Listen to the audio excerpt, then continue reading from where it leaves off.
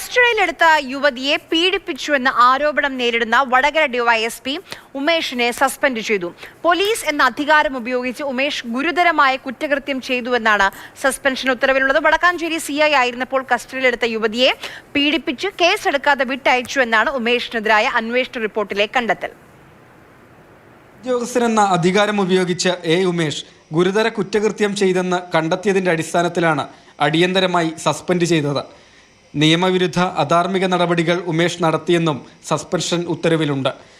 2014 Vadakkanchery CI ആയിരുന്നപ്പോൾ അനാശാസ്യ കേസിൽ കസ്റ്റഡിയിലെടുത്ത സ്ത്രീയെ പീഡിപ്പിച്ചുവെന്നാണ് ഉമേഷിനെതിരായ അന്വേഷണത്തിലെ കണ്ടെത്തൽ. ഈ മാസം 15-ന് ആത്മഹത്യ ചെയ്ത ചെർപ്പുളശ്ശേരി ഇൻസ്പെക്ടർ ബിനു തോമസിന്റെ ആത്മഹത്യക്കുറിപ്പിൽ ഈ പീഡന വിവരങ്ങൾ എഴുതിയിരുന്നു. അന്ന് വടക്കഞ്ചേരി സബ് ഇൻസ്പെക്ടറായിരുന്നു ബിനു തോമസ്. കഴിഞ്ഞ ദിവസം ഇതേ യുവതി ജില്ലാ ക്രൈംബ്രാഞ്ച് DYSPക്ക് മൊഴി നൽകി. ഉമേഷ് തന്നെ പലതവണ ഭീഷണിപ്പെടുത്തി പീഡിപ്പിച്ചുവെന്നാണ് യുവതി മൊഴി നൽകിയത്. തനിക്കൊപ്പം പിടിയിലായവരിൽ നിന്ന് ഉമേഷ് കൈക്കൂലി വാങ്ങിയതായും യുവതി പറഞ്ഞു. യുവതിയുടെ മൊഴിയുടെ അടിസ്ഥാനത്തിൽ DYSPക്കെതിരെ ബലാത്സംഗ കുറ്റം ചുമത്തി കേസെടുക്കാൻ സാധ്യതയുണ്ട്. ആരോഗ്യ കാരണങ്ങൾ ചൂണ്ടിക്കാട്ടി ഉമേഷ് ഇന്നലെ മുതൽ അവധിയിൽ പ്രവേശിച്ചിരുന്നു. നാദാപുരം കൺട്രോൾ റൂം DYSPക്കാണ് വടകരയുടെ ചുമതല. മാതൃഭൂമി ന്യൂസ്, കോഴിക്കോട്.